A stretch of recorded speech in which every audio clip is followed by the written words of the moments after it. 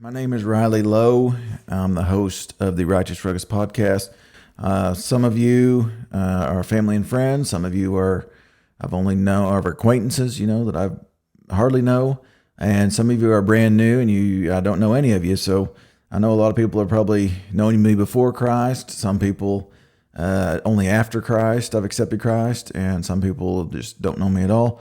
So if you're wondering what I was like, kind of my faith journey, what I was like before Christ, and then post accepting Christ, post salvation, and then kind of the journey since then. That's what this kind of introduction is all about. So let's get into it. It's time to get off the church benches and into the trenches. Let's make a righteous ruckus. All right, so like I said, welcome to the Righteous Ruckus podcast. This will be episode 1.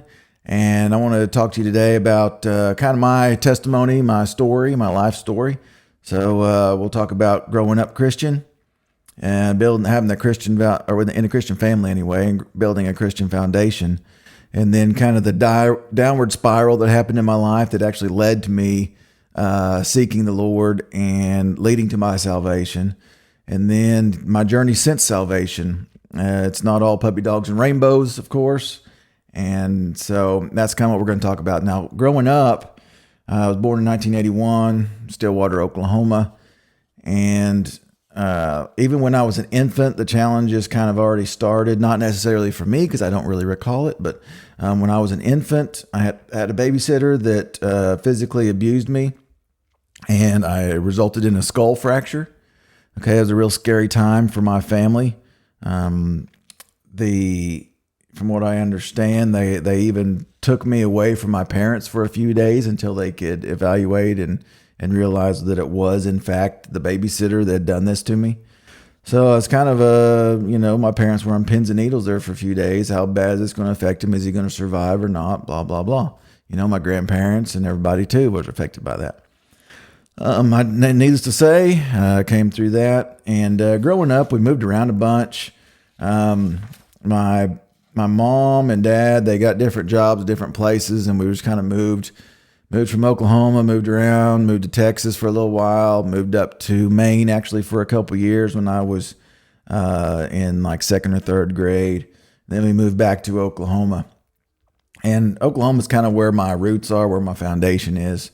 And actually, if people were to ask me where I was from, I would probably say Deer Creek, Oklahoma. It's a small little town up in north central Oklahoma, almost to Kansas. And that's where I spent just really only 4 years there, just in high school. But it was my formative years. It's formed a lot of my identity and had a lot of foundation there through a church there, a small church in a neighboring town. Wasn't even a town. It's like an incorporated community or unincorporated community, whatever it is. Narden, right? There's a church there. Now they go by Narden Church. They recently broke away from the Methodist denomination. So congratulations to them on that. And anyway, so that having friends and family, we would go there and play basketball and go to church there. It was really kind of the first time that I would say I got really a church home, if I'd call it that. And so, that kind of laid the foundation. I was fortunate enough to, in high school, begin working for a family that did farming there north of town, and drove tractor, hauled hay, did all that stuff for them. And they were a real strong Christian family and a great influence in my life too. As their extended family is all great. Still, I haven't seen a lot of them in a while, but still great acquaintances and great friends, and I guess I would call it almost an extended family. And then, just a lot of family and friends that had a positive influence in my life in that area. Well, I went to college and got in with some friends that were kind of doing the party scene. And it was, all of a sudden, instead of being, here's shy, timid Riley, kind of turned into the Riley that knows how to party, right? My that foundation was there. I knew it was wrong. All right, this is the thing. I knew what I was doing was wrong. I knew it wasn't healthy and wasn't smart. There was a lot of times that I did a lot of stupid stuff. All right, and that point in my life, I actually today I speak at victims impact panels, which is I talk to like drunk driving offenders, that sort of thing. And I like to explain to them, look, there was a time in my life where I was doing stuff that could have landed me in jail. I could have done time, could have killed somebody, drinking and driving. It's not smart. Do not do it. Definitely do not condone that at all. And so, like I said, I was just, there was times that I was, one time my employer at the time, one of my bosses, they called me out because I had gone to work hungover.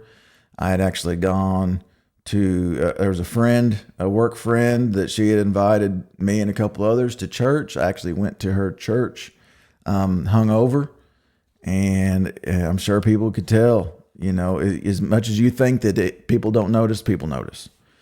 All right. And so I remember when even when I graduated from college, I was still unsaved. And I remember a guy at work one time, a boss actually, he brought up a religious conversation, Christian topic. And I was like agreeing with him, and he goes, "Oh, are you a Christian?" And I was like, "Well, yeah, I'm a Christian." And he goes, "Oh, well, great." But he should have been able to tell before having asked that question. That's the kicker there.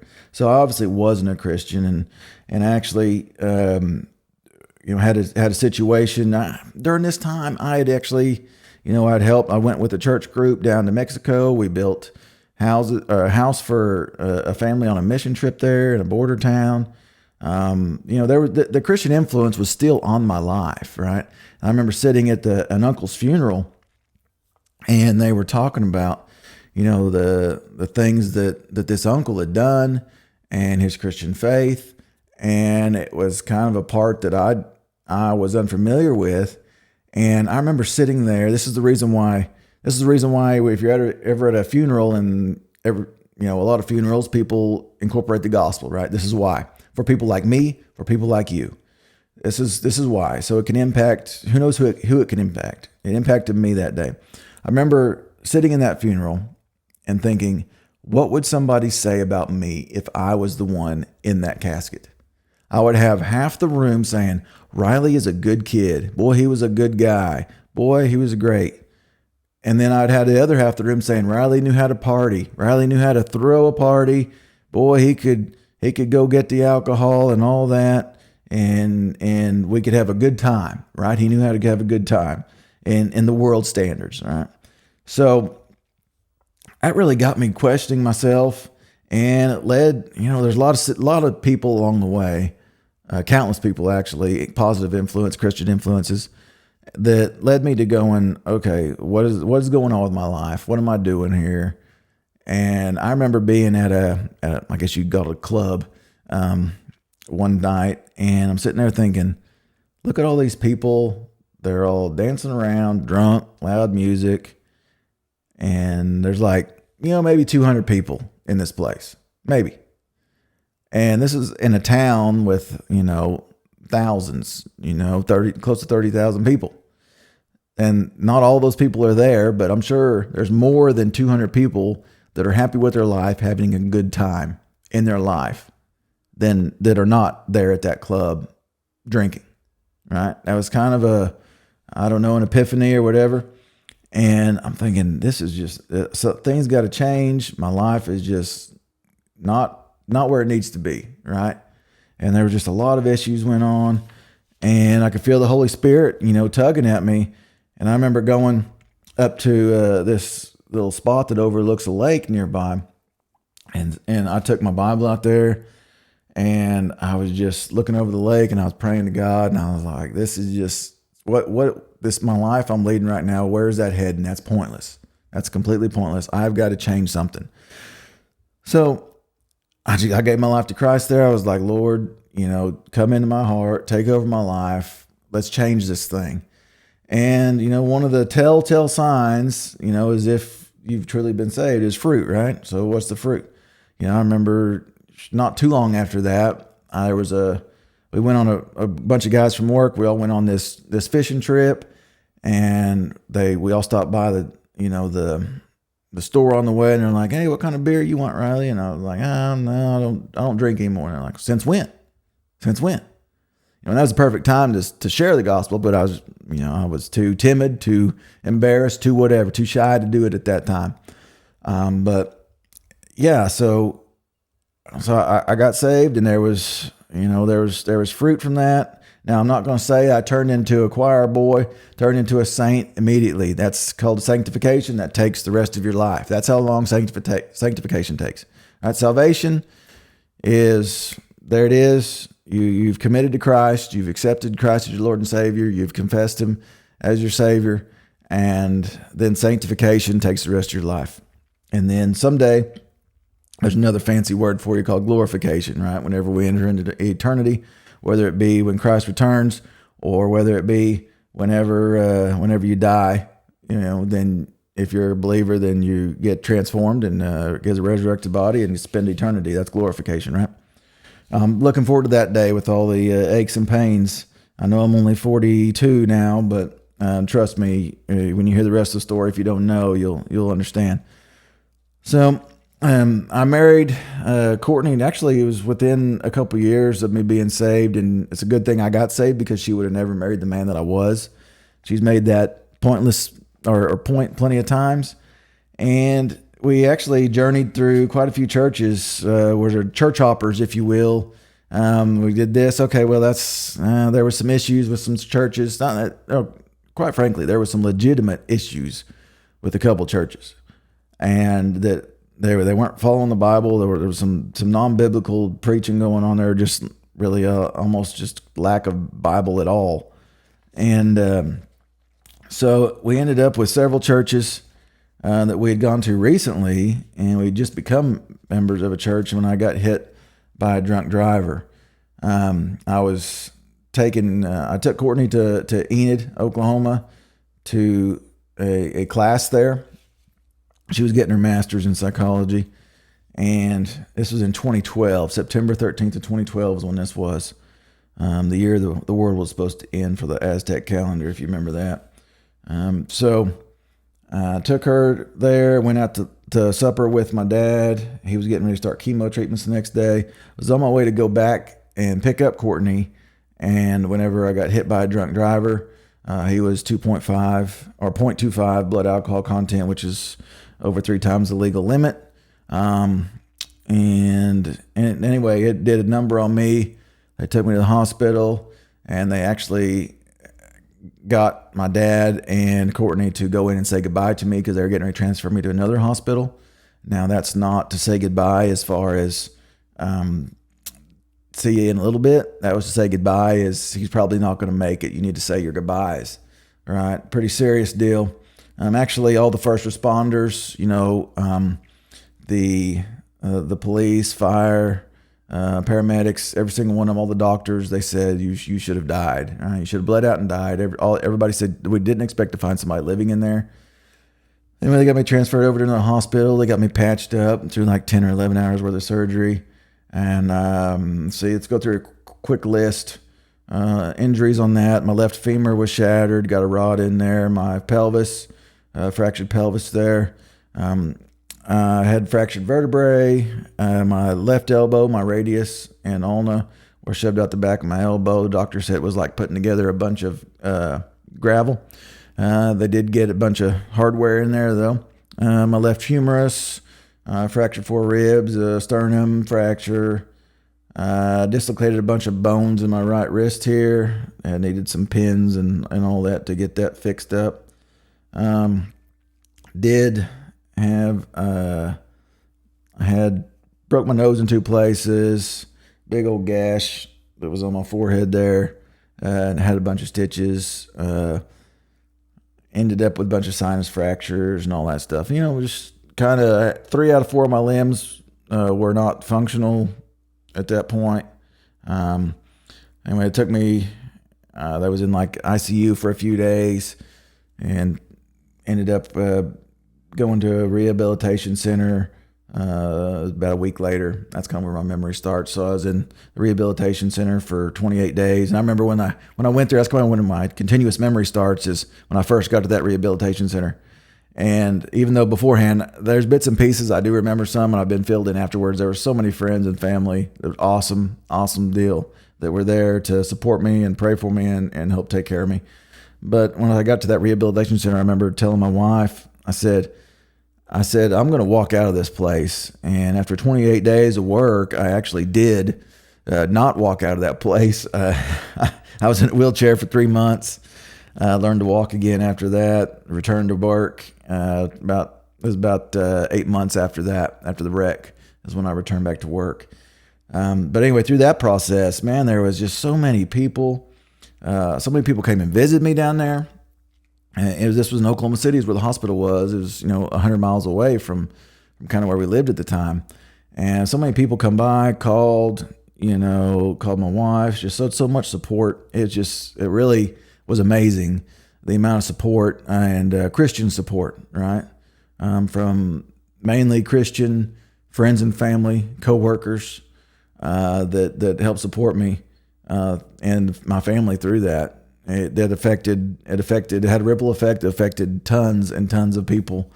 And, by the grace of God, survived. And I come back, I got full function of everything. They told me I would never run again. The doctor that did my leg. He said it'll be too painful. You probably will never run again. That's very likely that you'll never run again. And then it was several years later, I was able to run a 5K and a Memorial Marathon down here as a leg of a relay. So kind of proved him wrong on that. So I did wind up walking again and running again. So I proved him wrong some. Just thank God was trying to teach me patience whenever I said I'm going to walk out of that hospital, and I wasn't able to do it. So anyway, I did that.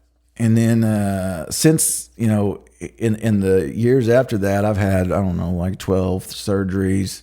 I'm still trying to add them all up. I think it's 11 or 12 that I've had. Surgery since then, deviated septum and all sorts of stuff, replacing rods, replacing this and that. Parts wear out, right? You got to go in and get them replaced, get them oiled up. But then in 2016, our first daughter was born in September of that year. That was truly a magical time. I remember. There's times that you remember exactly how much, your emotions kind of run wild, right? I remember, salvation was really cool. I remember when I married my wife, I was a nervous wreck, as she could tell, and married her. That was a really exciting day. And then where you think, oh man, I just love this person. This is awesome.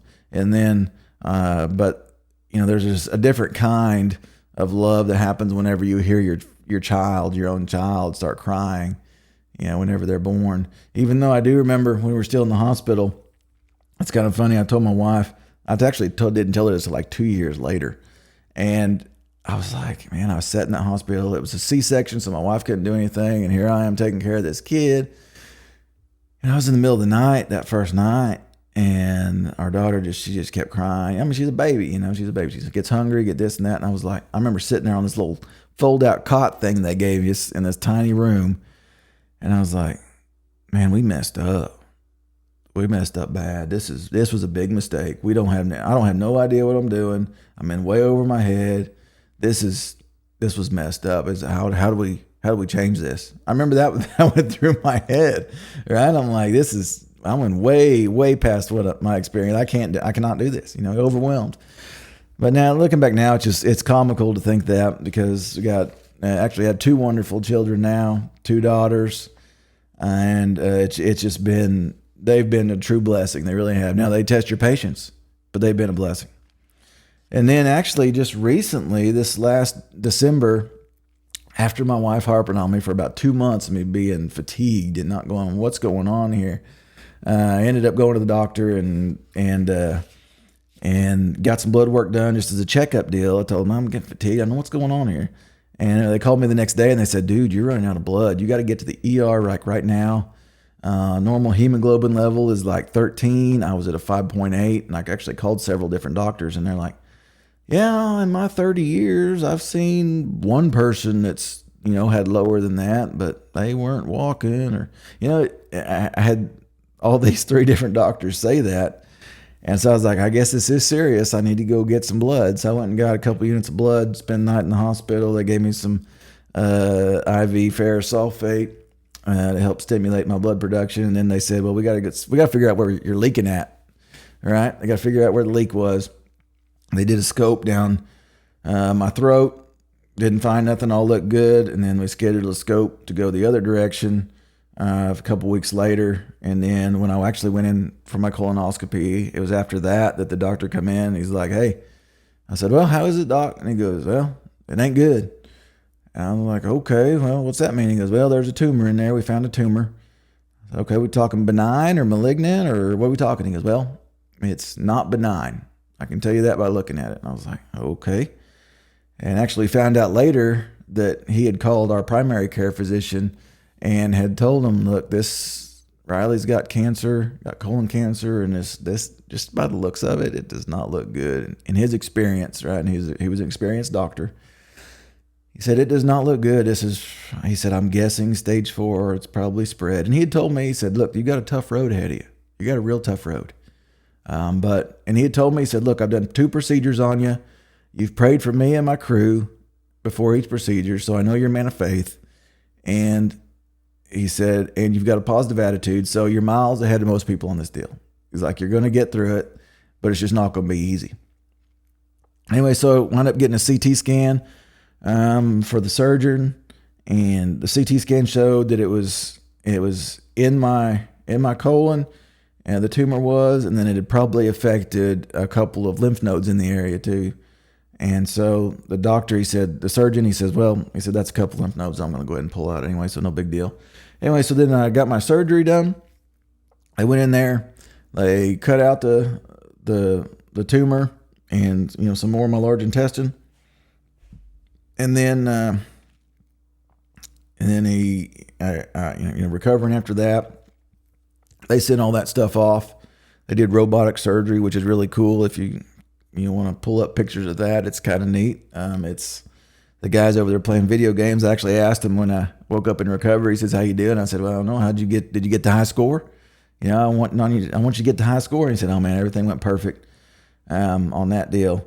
So I sent everything off and actually come back. The pathology, they said, "Look, there's no cancer in those lymph nodes that should have been there."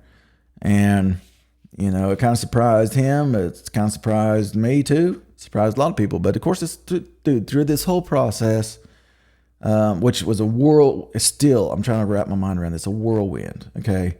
So within about a month's time, I went from that we found cancer. This does not look good. Not look good at all. To now they said, all right, we cut it all out, got it all, no cancer outside of your tumor. So you're good. And I was like, it's just nuts.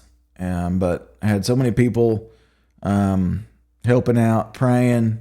People literally, I heard from people, third person, but I've heard they've had people praying literally around the world. People that I know that have gone on mission trips and have connections in different parts of the world.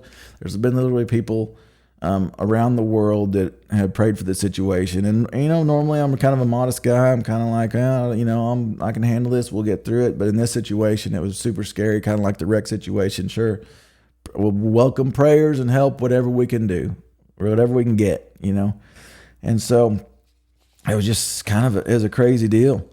And so then I met with an oncologist here last week, and I was convinced, right? I was convinced. I went to that meeting thinking this guy is going to push chemo on me. He's going to do it. I know he's going to do it. The surgeon had actually said he's probably going to want to do some chemo on you to keep this from coming back due to the type of cancer it was. And I was like, I actually joked with several people that, man, I hope I don't have to do chemo because I don't know what I'd look like if I didn't have any hair. Right? If you're watching the video version of this, you can see that I clearly do not have any hair. I gave up the fight a couple years ago, and I shaved my head bald. because most of it was like that anyway. So I went ahead and caved and shaved it bald. So anyway, so I went into there and I was in a bad mood. I was thinking, this guy is going to push this on me. I know he is. And I remember sitting in there waiting on this doctor. It took him forever too to get back there. I was back there. Went from the main waiting room to the little waiting room, in the little doctor's office. And I was like, this is not good. I know what this guy's going to do. And so I remember waiting in the little room going, Lord, just give me grace with this guy. Whatever happens. It's in your control. Get me in a better mood. I don't like being mad. I don't like being in a bad mood, but just get me in a better mood. And the doctor actually come in and he goes, I don't think you need chemo. And I was like, are you serious? This is an oncologist, a guy that makes money off giving chemo to people. Other things too. I'm not trying to vilify the practice or anything, but he makes his bones off of that a lot of times. And I was like, really? And he goes, yeah. He said, I ran all these numbers through this fancy deal, and if we gave you chemo, it's not going to increase the chances of you keeping cancer away for the next 3 years or 5 years. It's going to be the same result either way. You got like a 95% chance of staying cancer-free within the next 3 years and a 93% chance of staying cancer-free within the next 5 years. So, great. I was like, that's awesome. Hallelujah. It was awesome news. So didn't have to go through all that. Maybe sometime in the future where they find something, I will, whatever. But it's just this whole cancer thing has been nothing but answered prayers. And even though during my wreck deal, right, I know because of some of the things that led to my salvation, even if I would have died in that wreck, God could have used that to bring somebody else to the Lord, right? For the glory of God. God could have used that wreck for the glory of God, for his own glory. God could have used this cancer. They said, if they would have said it's really bad, you got a month to live. And then I died a month later. Well, God can use that to further his kingdom. All right. That's the thing. And that's the great thing about being a Christian, really, is let's say I do die. I'm going to die someday, right? Unless barring the Lord's return between now and then, I'm going to die sometime. And that's probably the best thing that could ever happen, honestly, because you enter into eternity to be absent from the body, to be present with the Lord, and get, like I said earlier, I'm looking forward to that resurrected body where all the aches and pains of weather changes and waking up in the morning and all that stuff and all that, everything just gets gone, and get to be reside in the glory of God there. And I'm looking forward to that. And something, kind of that with this whole suffering thing. Here's the thing. I kind of joked to my wife whenever I found out I had cancer. I was like, I thought the wreck testimony was good, man. Why was that not sufficient? All right, God, you gave me the wreck testimony. I've been using the wreck testimony. That testimony has opened so many doors of people saying, wow, what? Tell me about this wreck. Oh my goodness. Opened so many doors to share my testimony, to share a little bit of the gospel, to share my Christian experience there. I think, do I really need a cancer diagnosis on top of this? Well, evidently I did. And it's just one more thing that I can use to hopefully glorify God and shine light into this dark world, right? And so it made me think about here. I was actually reading this the other day, 1 Peter 4, right, verses 12 through 14. This is Peter talking to early Christians in the Roman Empire, and this is when they were actually burning the people at the stake to light the streets and feeding them the lions and tigers and all that stuff. So here he says in verse 12, this is 1 Peter 4, verse 12, "Dear friends, do not be surprised at the fiery ordeal that has come on you to test you, as though something strange were happening to you. But rejoice inasmuch as you participate in the sufferings of Christ, so that you may be overjoyed when his glory is revealed. If you are insulted because of the name of Christ, you are blessed, for the Spirit of the glory and of God rests on you." Now, This is something to think about here. He's basically saying that, look, you go through these trials as a Christian, which this has been my experience, is people go, oh my goodness, how'd you get through that? And they look and see how you handle things, right? People in the world that you would never expect are looking to see how you handle everyday life, how you handle your trials. The trials are coming. They're coming for everybody. Whether you're a Christian or not Christian, you're going to be going through trials. And so, I mean, this is the thing. You need to anticipate that, right? And if you're participating in the sufferings of Christ, so that you may be overjoyed when his glory is revealed, right? You need to, when you go through these trials, you can get bitter or you can get better. There's a lot of people that get bitter and say, why God? Why me? Why do I deserve this? Well, I mean, I'm a fallen human being. I deserve worse than this, right? I'm a sinner. I deserve worse than this, but by the grace of God, he's given me salvation, something I could never earn for myself, by Christ's blood. And so that's the thing is you need to let, like I said, you can get bitter, or you can get better. The thing is you need to cling in both situations, the cancer diagnosis and the wreck thing.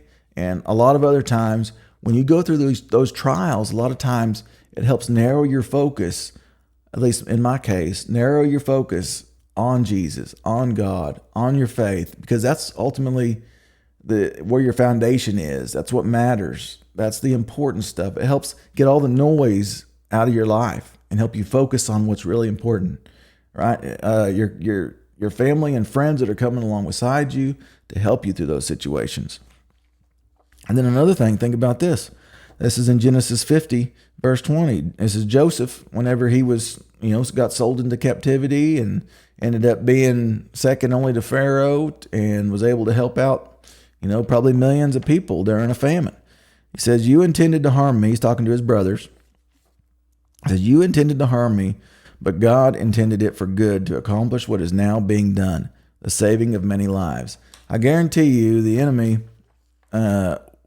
if he had his way, or as we can say in Oklahoma, if he had his druthers, he would rather me get through that wreck and become, whether it be become addicted to pain pills, whether it become depressed, whether it become down, or turn your back and just hate God and hate life and oh my goodness, and why did this have to happen to me, and just cling on to that bitterness. He would love that to happen, because guess what? That stops the spread of the kingdom of God. That helps stifle that. And I'm sure he would hope the same thing happened with the cancer. I guarantee you he wanted me to go. And I'll tell you what, for those first few days, that's something whenever at the time I was 41, and which is just recently, right? I was 41. And when a doctor says, you've got cancer, right? I'm a Christian man, but I was like, I sat back in the chair and I was like, okay. I mean, it hit you. It hit you hard. It's a different kind of deal. I've known close people that have been diagnosed with cancer, gone through all the stuff. It's different when it's you, right? It's different. It's a different perspective. And so, I mean, it was like, wow. But you gotta use that for the glorifying of God. Don't let the enemy, don't let Satan, don't let the temptations of this world make you go, oh, poor me, poor me, poor me. I'm just going to keep all this to myself and be depressed and let the world around me fall apart. That's not what we need to do. We need to shine the light, right? Use it as strength. Here's something I don't even know who to credit this to, but I heard it a while back. It may not even be the exact word. Maybe this is my own original thing now since I changed the words. But suffering is not indicative of a lack of joy. And likewise, a lack of suffering is not indicative of having joy. All right? Before I was saved, I was Mr. Party Man for a long time, had a great paying job, making it rain money everywhere, at least, in your perspective at the time. And, all these people, oh boy, Riley, boy, you sure know how to party. Yeah, boy, good time hanging out with you, blah, blah, blah. And you'd think, man, this guy's on top of the world, and then you're in my whatever fallen nature pre-salvation, I thought I was living a great life. I thought I was living awesome, but I didn't have any suffering at that time. I was like, man, life's great.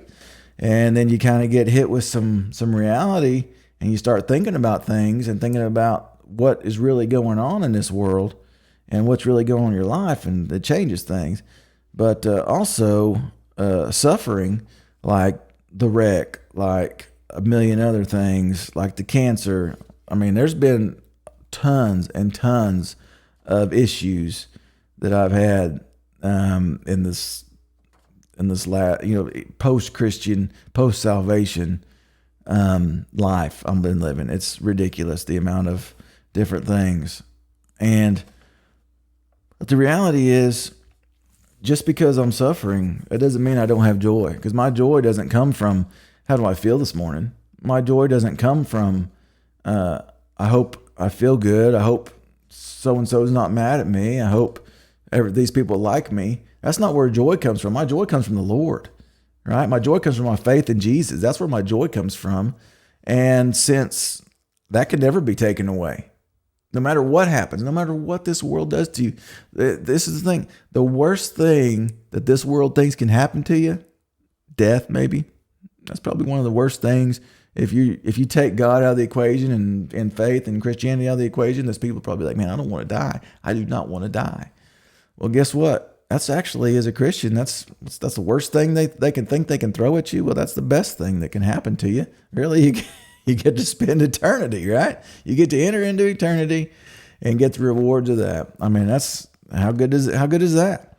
So anyway, so growing up around people, helped me build that solid foundation that led to me relying on that whenever I hit that low point in my life, and was able to say, look, I'm convicted. The Holy Spirit worked on me, convicted a lot of people asking questions and doing stuff. Experiences convicted me to become saved. And then it's been there's no way that you could say this is an easy journey since then. If anything, it's been a lot harder since becoming a Christian than it was leading up to what led me to, I thought was difficult, to become a Christian, if that makes sense. But guess what? Here I am. I'm still here. God's got me here for a purpose. And I think this podcast is one of them. There's no telling how many people this is going to reach. And I'm looking forward to it, looking forward to this journey, and I hope you are too.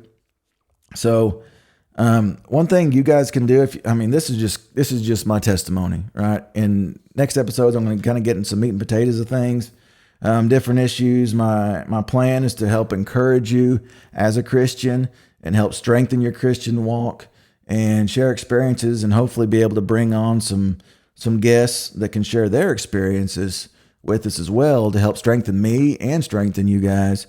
And so if you're not going to want to miss those future episodes, so if you're listening to this podcast or watching it on either YouTube or Rumble, or listening to it on a podcast platform, if you would subscribe, that'd be great. Think about leaving a review or a rating, what you think of this. And also, I really want to hear comments on kind of where you would like this podcast to go, as far as ideas for future episodes. What issues are you having problems with? And I'm going to get into some specifics, on like what I dealt with in the wreck. There's another issue where I had to switch careers due to some, I don't know, I guess you want to call it persecution. I mean, it's pretty light in terms of persecution, but I guess you can call it that. I pushed back, and didn't work out too good for me as far as being a Christian. Was told that I can leave my Christianity outside of work, and but not bring it inside of work. And I replied, I guess you don't understand how Christianity works. You're asking me to do something impossible. So anyway, I'm going to do that too, kind of get into some things, and that's my plan for this. And anyway, I hope you guys have a blessed day, and go out there and be bold.